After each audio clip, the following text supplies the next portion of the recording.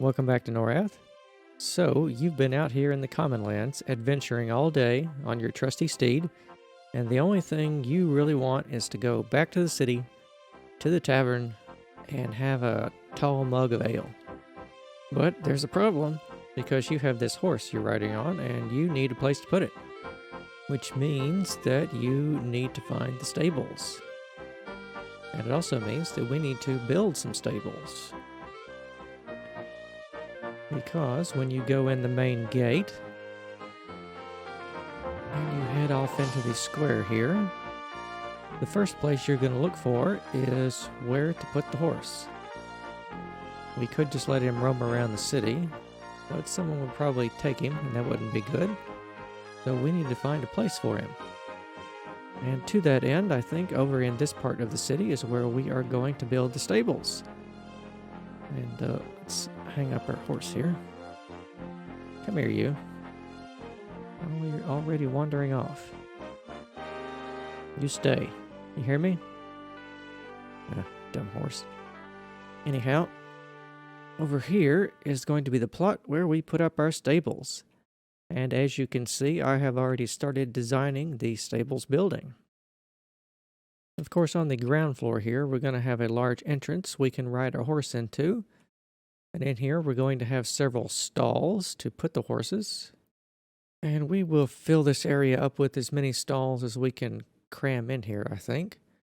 And there's going to be more than one stables in the city. We're going to have at least 3. I think that they should be just inside the main gate area, because you're going to want a place by the gate to put up your horse. And as you can see, I've started designing some buildings around here. So let's start taking a look at those. We'll start with these buildings over here that I've put inside the arcade here. I think that these are going to be shop buildings. Maybe this will be a potion shop or a food shop.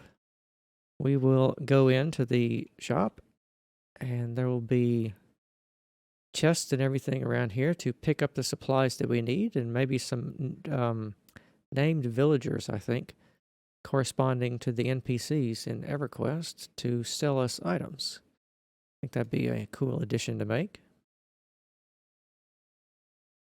And this is the design I'm going with for the shops currently.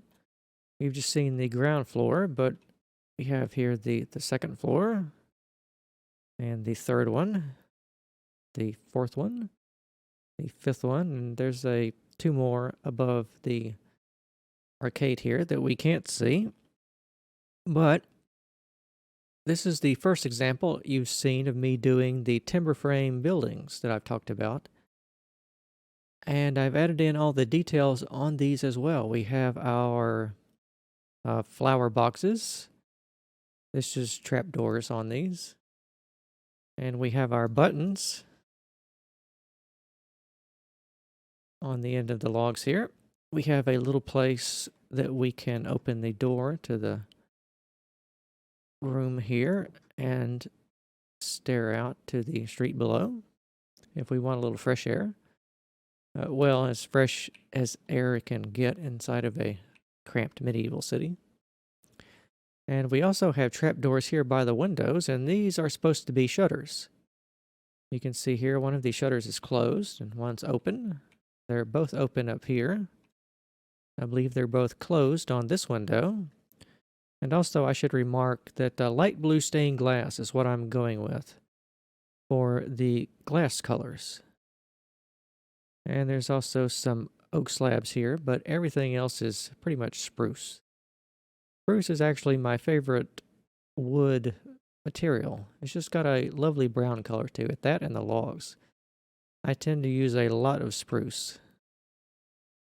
And we have our larger balcony up here. And some more windows up here. Some of them are shut, some of them are open.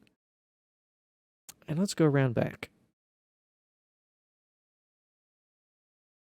And here we are. That's I've currently just built the facade of the building. As you can see, the roof up here is currently being roughed out.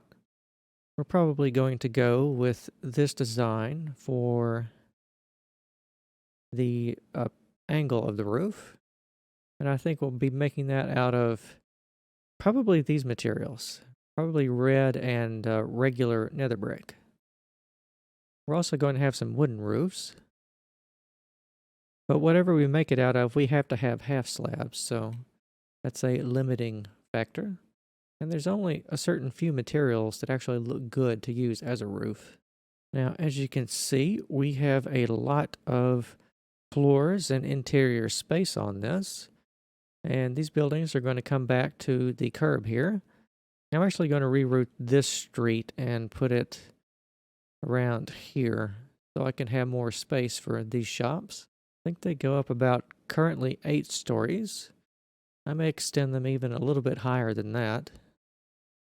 We're going to have some timber frame medieval skyscrapers in here.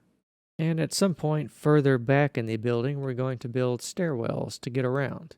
I don't want to put in just straight ladders if we can avoid it, because I always like to have stairs when possible. And the side of the building needs a lot of work here. It's just a plain cobble thing here. I'm probably going to knock that out and put in more timber framed on that side.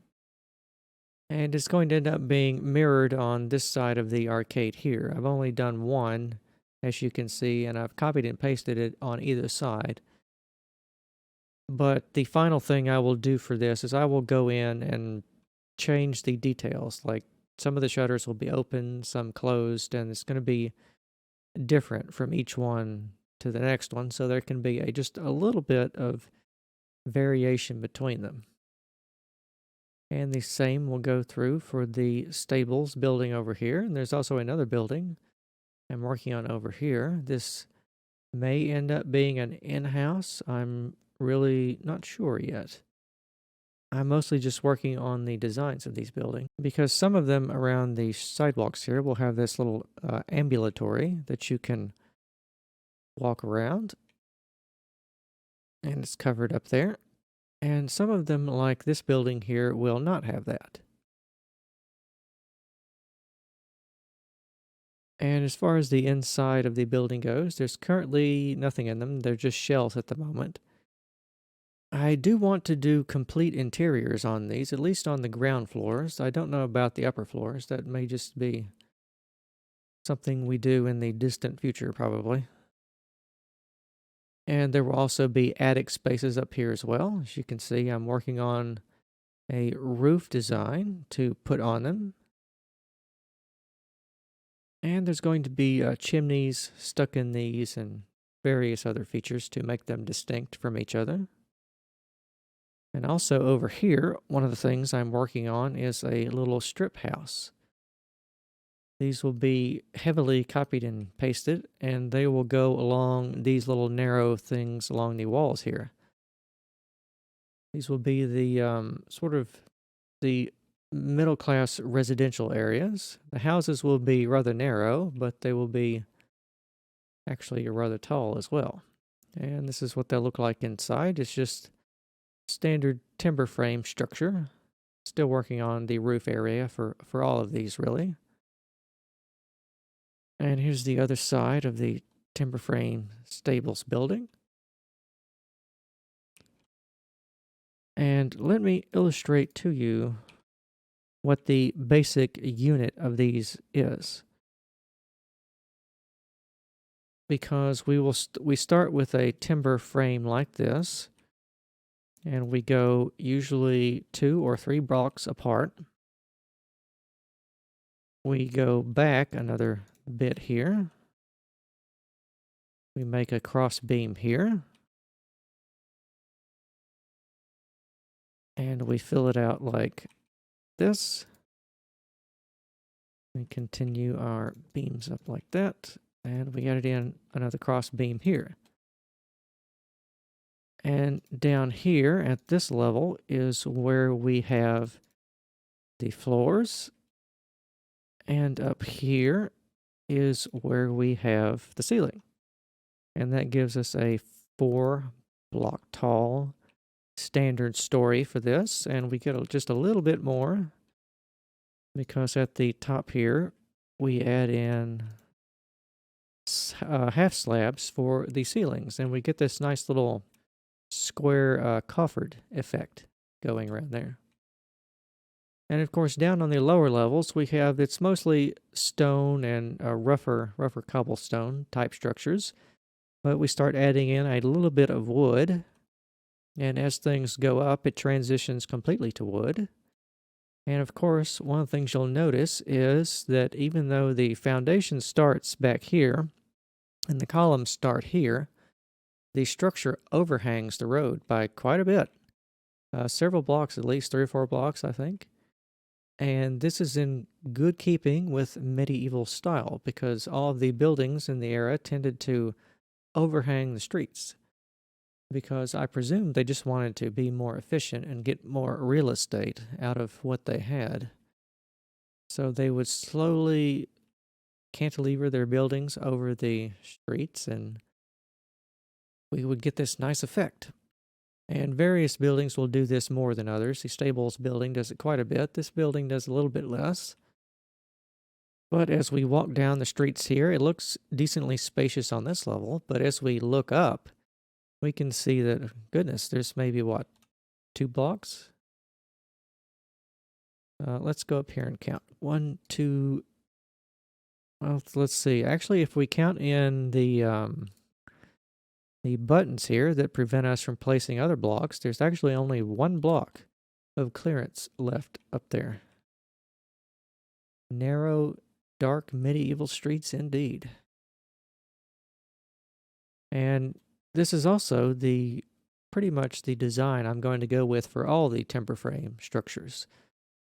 For Freeport and probably Quenos, and I think Halas will also share this style quite a lot. And as well as all the human architectural elements as far as buildings out in the common lands and everything.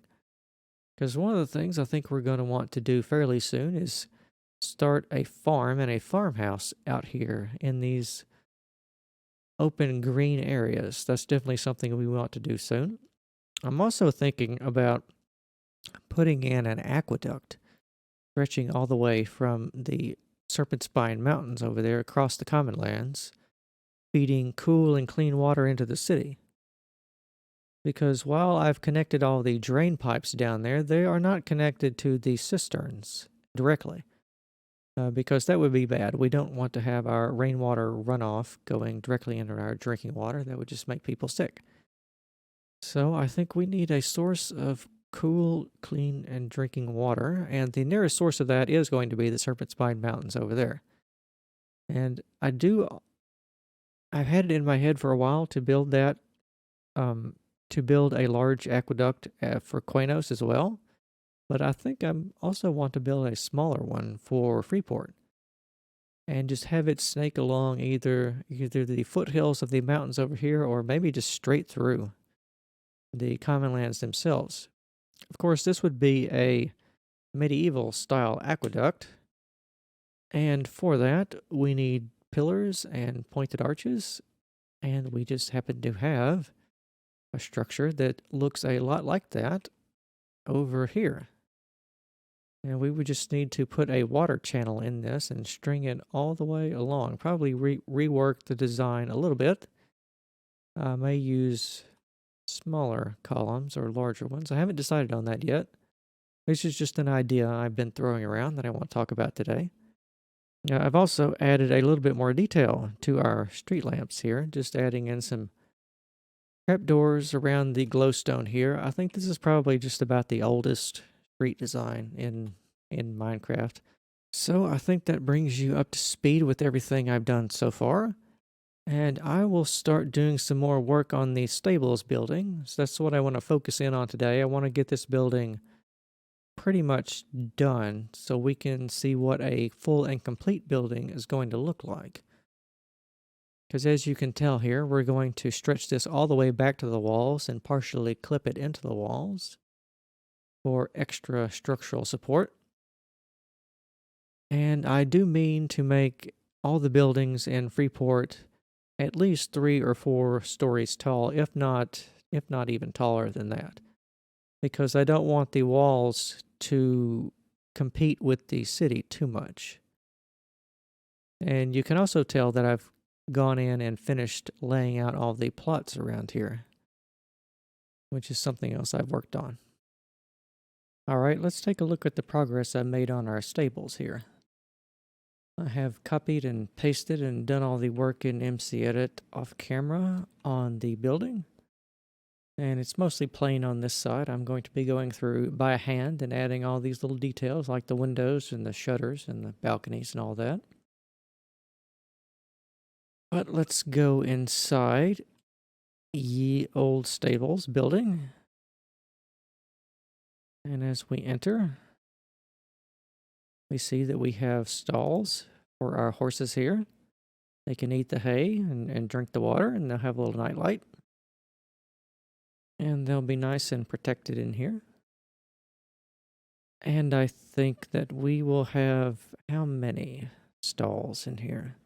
There's 5 over there, and there's 1 there. So that'll be 6 stalls. We can probably fit 2 horses per stall for a total of 24 horses. I think there's going to be enough room in the middle around here to maybe add a few central stalls so we can fit even more horses than that. And since I've done all this detail work by hand, this is going to be copied and pasted and mirrored on this side over here, which is the blank thing I started with when I was doing the building. And I have started adding in the structural posts here for the upper floors. And I've left a sort of a framework around here so you can get a good idea of what I've done and how I go about building the structures. Because a few rules when you're building with the timber frame stuff, you want to have the timber sitting on a firm foundation block. Here I've chosen bedrock, of course. And there's also stone lintels that come out from the side arches and columns here for the wooden beams to rest on. And they get stretched across the space here, and they're more than strong enough to hold up the timber frame structure above it. And I've also started to tie it into the walls back here. I've flattened out the pattern from the walls a little bit so we can get a nice clean join with the building back here. And eventually I'm going to work on the roof. I'm not quite sure what we're going to do up here, so it's mostly blank. And I've just made some test roof things up here to see kind of what I want to do with that. I don't know if we want to do the up and down like that over here. I'm not sure about that yet. We'll have to do some more building work. I've also gone and copied and pasted in MC Edit around this building here, so we can see how that's going to look. And it's just an empty shell in here at the moment.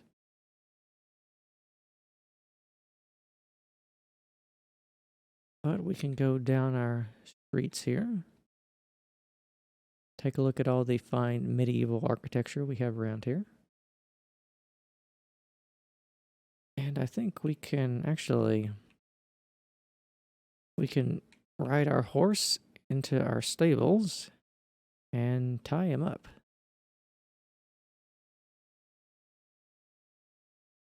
Oh no.